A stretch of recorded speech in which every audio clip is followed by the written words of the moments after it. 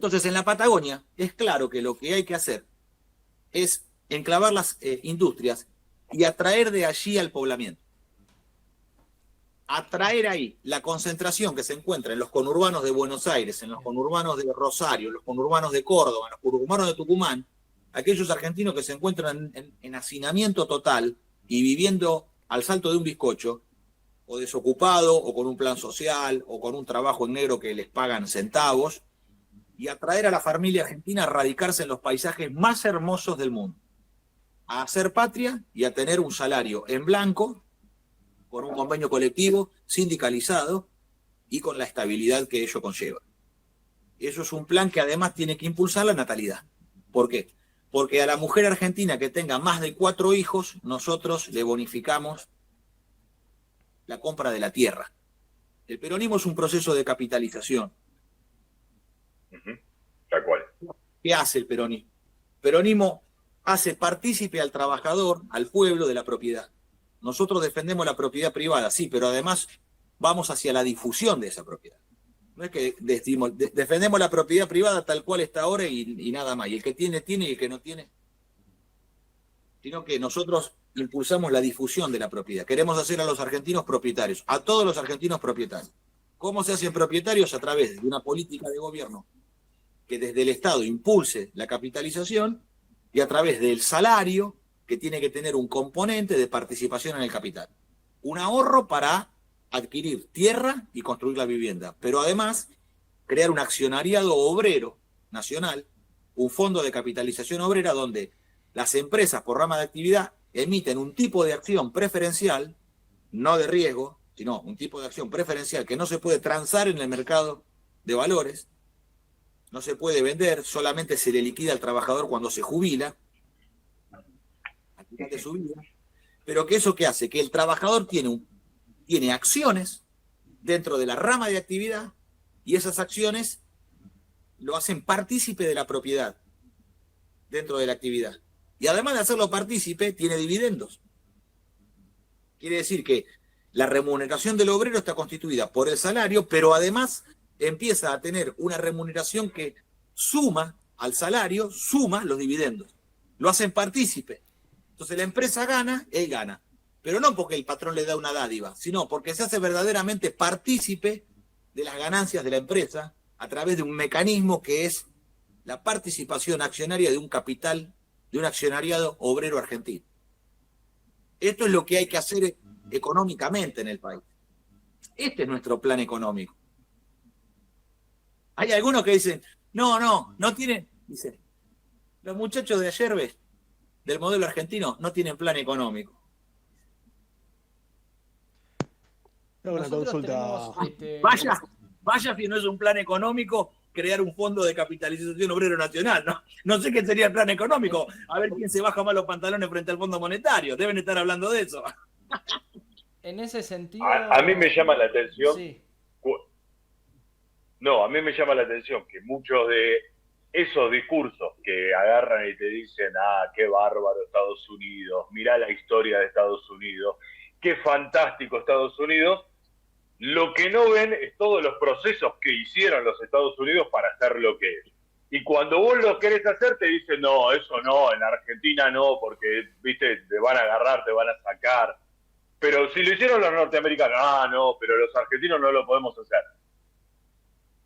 Y bueno, y por otra parte, bueno, si vos tomás ese ejemplo que ponés de los farmers norteamericanos, bueno, nosotros necesitamos una política justamente de toma del territorio a partir de esta capitalización. Entonces, no es hacerle a la gente meramente un 10 por 30.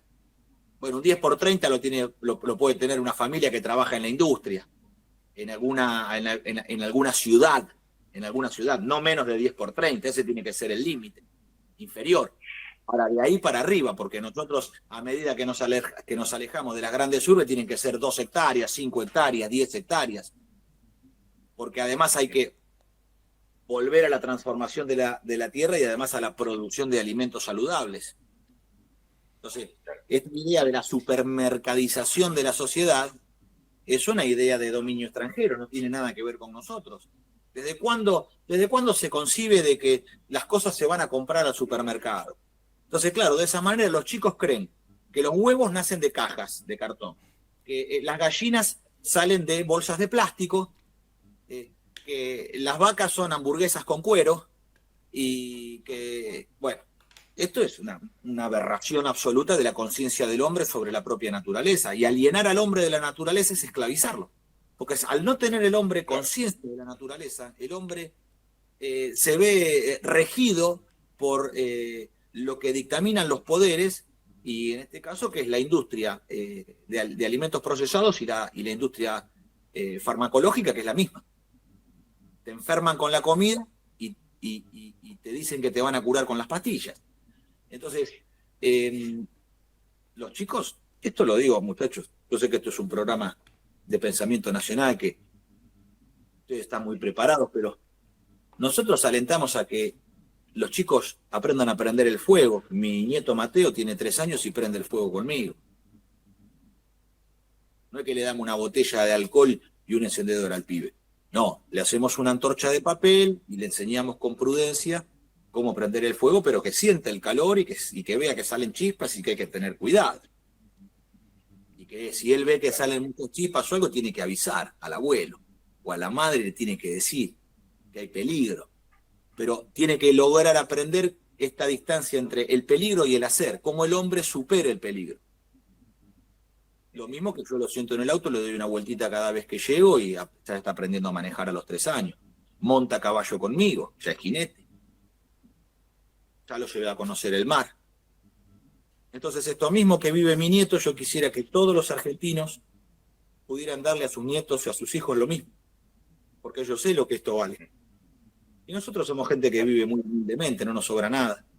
Pero lo más importante, la más importante riqueza que tenemos es poder hacer eso. Que Mateo a los 3 años vio el mar y se impactó. El pibe vio el mar, el chico, y se impactó. Se dio vuelta y le dijo a la abuela, mucha agua. Claro, porque el mar da miedo. Y además, imagínate, llegamos a la noche a Mar Chiquita, a Santa Clara, y cuando llegamos, yo lo bajo del auto y lo llevo corriendo hasta el mar, y lo vio de noche que estaba picado. Eso lo dejó, lo traumó, ¿viste? Y después al otro día fuimos de día a la playa, más lindo, y bueno, se animó un poco más. Entonces, hay que llevar a los chicos a la carneada, a que vean que para que nosotros podamos comer un asadito, hay que carnear un animal, y es un animal que tiene una vida. Y esa vida que tiene el animal quizás no tiene la conciencia y el discernimiento que tenemos nosotros, pero tiene un alma, una almita pequeña, no es el alma que Dios le dio al hombre, pero tiene un alma también, y sufre, y el animal sufre, y siente miedo. Y la conciencia esa el hombre no le tiene que perder, porque evadirse de todo ello e ir al supermercado no hace al hombre mejor. Dice, ay, no lo lleves a la carneada que el chico se va a traumar. No, lo estoy fortaleciendo desde niño para que vea que cómo se degolla un animal, cómo se lo cuelga para que libere la sangre y cómo se hace una carneada para aprovechar y que no se mata lo que no se va a comer. Entonces, son aquellas cosas que nosotros como argentinos no tenemos que perder, y que esto, en los grandes conglomerados citadinos, en las grandes capitales del país, esto se va perdiendo, el cemento se va tragando esta vida, el asfalto se come todo. Y nosotros esto no lo tenemos que perder, no podemos ir hacia una urbanización total porque eso sería el fin de nosotros mismos. Entonces, ahí creo yo también que hay una vida que se abre como oportunidad para muchos argentinos en la población patagónica, donde volver a conectarse nuevamente con la naturaleza, con la tierra, y edificar en un proceso que tiene que tener un plan de natalidad, donde podamos llegar a 100 millones de argentinos y que 50 millones de esos argentinos vivan en la Patagonia, porque hoy la Patagonia son 2/3 del territorio continental y sin embargo vive el 5% de la población. Ahora, ¿cómo hacemos esto? ¿Va a llevar tiempo? Sí, pero si yo movilizo en una primera etapa para duplicar la Patagonia, ¿no? Hay 2,5 millones de habitantes en la Patagonia. Tenemos que llegar a 5 millones rápidamente. en un año, en 2 años. Bueno, ¿cómo hacemos para duplicar? Bueno, 2,5 millones de habitantes son 600.000 familias. No es tanto. Son 600.000 familias. ¿Y cómo movilizo 600.000 familias? Bueno, para movilizar 600.000 familias necesito crear 100.000 trabajos a través del Estado empresario, en ferrocarriles, en astilleros, en fabricaciones militares, en producción minera, en petróleo. 100.000 trabajos. Esos 100.000 trabajos me van a demandar en la pyme 300.000 trabajos más. 3 por 1. Eso me van a dar en todo caso 4. Me va a dar 1 en Estado empresario, 3 trabajos en la pyme. En total son 4 industriales. De cualquier industria, industria liviana, automotriz, aeronáutica, naval, ferroviaria, siderúrgica, lo que fuera. 1 en terminal, 3 en proveedores, eso me da 4 industriales, y los otros 6 lo da el consumo, que es el abastecimiento de la comunidad, ¿no? La carnicería, la verdulería, la peluquería. Martín, te hago una consulta. Con respecto a esta línea que estás diciendo, ¿cómo haces con Benetton, con los chinos, con todo esta gran hegemonía que está copando la Patagonia, ¿no? ¿Cómo negociás? ¿Cómo lo llevas a cabo? Con Lewis está claro. En Lago Escondido hay que atravesar Lago Escondido, la estancia, hay que atravesarla con el ferrocarril. Nadie tiene potestad, ni hay propiedad que esté por encima de la nación argentina. No existen derechos de propiedad adquiridos a perpetuidad por sobre el desarrollo de la nación argentina. Y desarrollo se llama ferrocarril. Esto no lo va a hacer el kirchnerismo en todas sus versiones, el kirchnerismo ortodoxo, el kirchnerismo heterodoxo, el kirchnerismo doctrinario o el kirchnerismo socialdemócrata. Nadie lo va a hacer dentro porque no lo hicieron. Gobernaron los últimos 20 años en la Argentina y viven bajo el régimen que impuso Menem. Entonces, tampoco lo van a hacer, imagínate, estos sátrapas de Milei y Macri que no son ni siquiera argentinos. Levantan banderas de otras naciones. Entonces, o lo hacemos nosotros, no lo hace nadie. Lo hace el pueblo argentino, lo hacemos nosotros desde las organizaciones libres del pueblo, que esa es la idea del dispositivo de poder que impulsamos, o nadie lo hará. Entonces, esto significa que el trabajo ferroviario va avanzando y va determinando una traza en la cual los terrenos ferroviarios por los cuales atraviesa el ferrocarril, nadie tiene derecho a perpetuidad sobre esas tierras. Entonces, ¿qué hay que hacer? Convertir a la estancia de Lewis en la estación ferroviaria del Ferrocarril Federal Andino. Y se le paga lo que vale. ¿Cuánto la pagó? ¿Tanto? Se le paga tanto. El problema que tienen es que lo han comprado por centavos y han obtenido algo por centavos que no vale centavos. Entonces, no van a querer vender. Entonces, como no van a querer vender, ¿qué hay que hacer? Ajustarse al derecho y a la ley argentina. Entonces, un inglés no está por encima del derecho y la ley argentina. Pero esto requiere de algo, muchachos. Va a haber que previamente derogar la ley de protección de inversiones inglesa 24.184. ¿Está? Eso lo firmó el gobierno, eso se firmó en 1992, el gobierno de Menem y todos los que integraban el gobierno de Menem, que son los actuales funcionarios viejos del kirchnerismo. Sí, Patricia Burrich, Franco. ¿Qué peligro supone? Todos esos integraron el gobierno de Menem, todos los que integraron el gobierno de Menem y que después integraron todos los gobiernos que vinieron después, se firmó la ley de protección de inversiones inglesa 24.184, que hay que derogar para quitarle validez y no permitir que la Argentina esté subordinada jurídicamente al dictado de Inglaterra. Esto atenta contra la soberanía nacional. Entonces hay que derogar esa ley y atravesar la estancia de Lewis con un ferrocarril federal andino que, bueno, se puede ir a vivir a otro lugar. Además, es inglés, aquí nadie lo quiere. ¿Qué peligro supone el pedido de asesoramiento de empresas como Mecorot para recursos estratégicos como el agua? Y es la entrega total. Te lo pregunto porque está informado, obviamente ya nos hacemos una idea, obviamente, ¿no? Bueno, ahí es donde se ve el acuerdo que hay entre liberales y keynesianos. El acuerdo entre kirchneristas y... A esto no me refiero a la militancia kirchnerista o a los argentinos que simpatizan con el kirchnerismo, me refiero a la conducción, a los dirigentes políticos del kirchnerismo, que acuerdan con Milei en un mismo término con una potencia extranjera como Israel, que es la que además mata con bombas, mata de hambre y mata de sed a los palestinos. Porque Mecorot es la que realiza el proceso, dicen, de apartheid hídrico, ¿no? Y el CEO de Mecorot, el presidente de Mecorot, dijo que los argentinos estamos mal acostumbrados a la abundancia y que tenemos que aprender a acostumbrarnos a vivir en escasez. Así que ya te está anunciando lo que te va a hacer. Hay que expulsarlos del territorio nacional, una vez más. Entonces, de este modo, nosotros tenemos órganos del Estado argentino, que son Agua y Energía, que es el INA, el Instituto Nacional del Agua, los institutos provinciales. Nosotros tenemos áreas dentro del CONICET que investigan esto. Vos fijate con respecto a lo que ha ocurrido en Bahía Blanca, ¿no?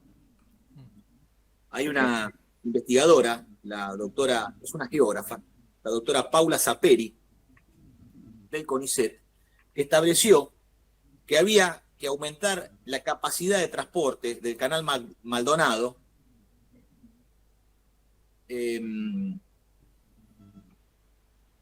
porque esto podía ocurrir, porque lo que pasó en Bahía están todos mintiendo. Mienten desde la nación, mienten desde la provincia y mienten desde el municipio. El presidente de la nación miente, el gobernador de la provincia de Buenos Aires miente y el intendente también.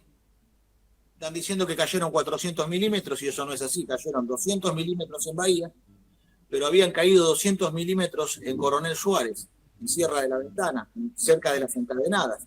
Ese agua viene bajando hasta Bahía y Bahía es un pozo. Estaban cerradas las compuertas. ¿Por qué? Porque los que gobiernan hace los últimos 30 años en Argentina entregaron el polo petroquímico de Bahía Blanca y el puerto de Ingeniero Guaite a las multinacionales. Entonces, ¿dónde se encuentra el puerto de Ingeniero Guaite? En una zona franca. Es territorio extranjero, no es territorio argentino. El argentino no puede ingresar a la zona franca, porque es territorio extranjero. Y allí están las compuertas. Y estaban cerradas las compuertas.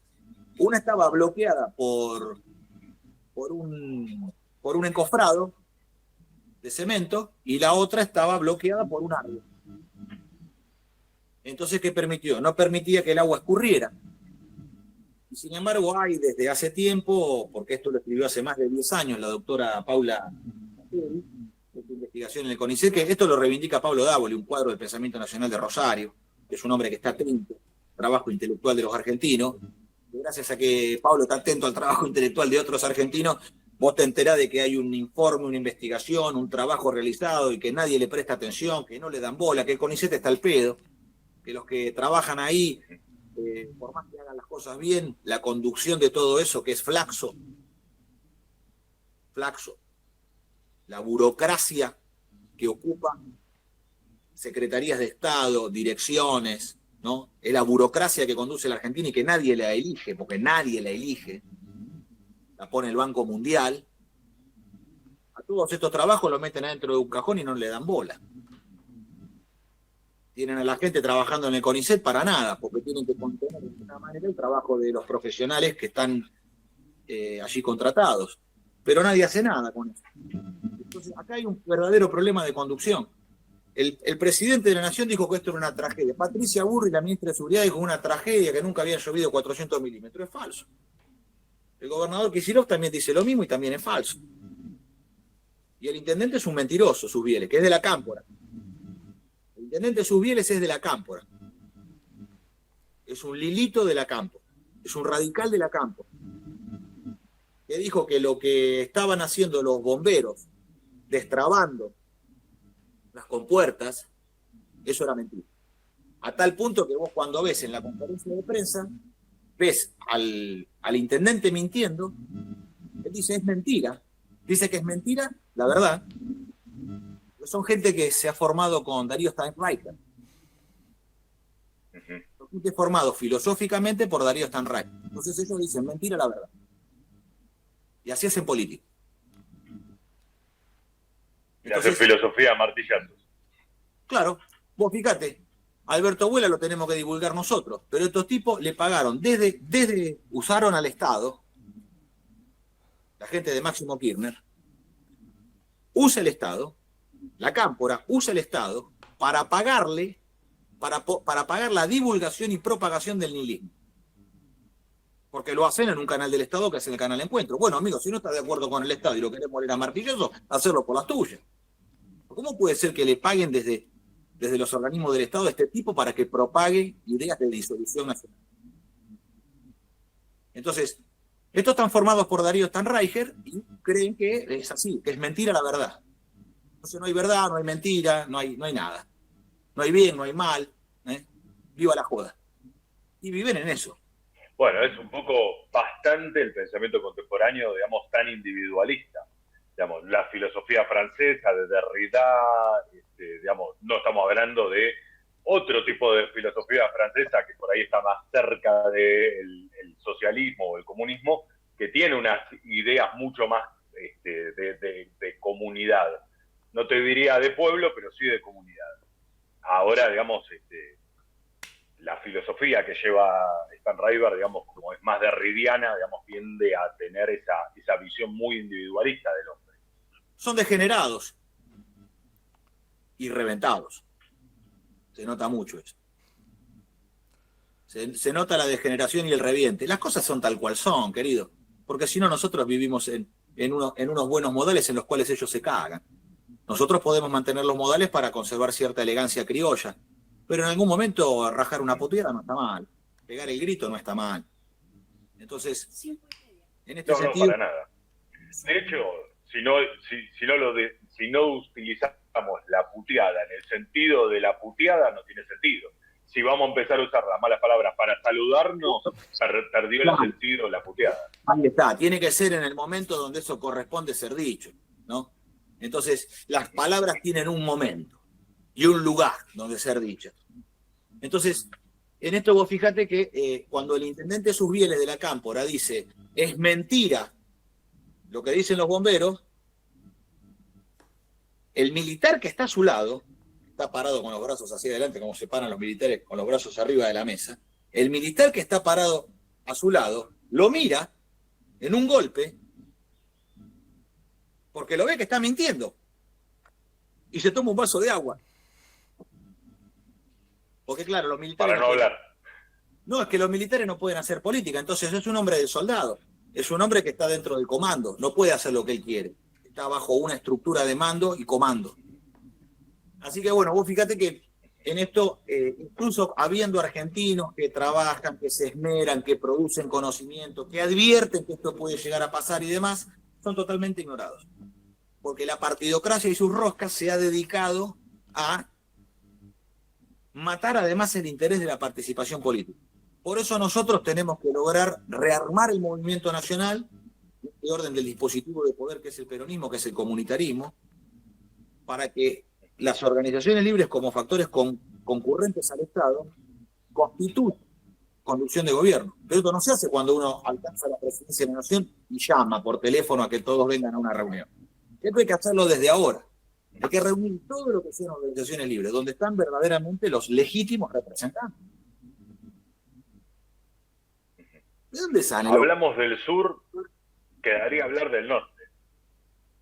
Bueno, sí, yo me tengo que rajar, que me están esperando en mi organización libre del pueblo, que es lo que sería mi gremio, que es el Centro de Técnicos y Profesionales de La Matanza, que me esperan allá. Pero bueno, quería en la Patagonia reivindicar esto que es importante de ver.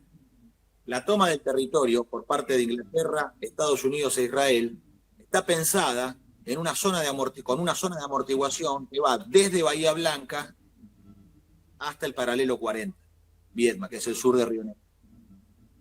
Allí se está pensando una zona de amortiguación en la cual crear el checkpoint de la Argentina del Norte y la Argentina del Sur, como vienen anunciando los de Milei, como vienen anunciando los de Macri, el rabino Berman. Entonces, ¿cuál es la idea? Crear una zona de amortiguación intermedia plagada de conflictos, porque ¿qué conflicto va a haber en la Patagonia si prácticamente no hay población? Pero en esa zona intermedia, plagada de conflictos, crear el checkpoint para subir o bajar, para cruzar. Entonces, ¿qué te hacen creer? Te hacen creer que hay un territorio y otro territorio, que es lo que le hicieron creer a los palestinos a fuerza de bombazo. De que esto ya no es Palestina, esto es la franja de Gaza, esto es los Altos del Golán, esto es... Pareciera que el territorio se va desdibujando, incluso en la forma de describirlo, ¿verdad? Entonces, de este modo están buscando crear ahí una zona de amortiguación. Yo me preguntaría qué fue lo que originó la tormenta. Porque si con un compuesto simple como yoduro de plata, que está arrojando en todo el territorio nacional, están haciendo llover, bueno, quien puede hacer llover puede crear una tormenta.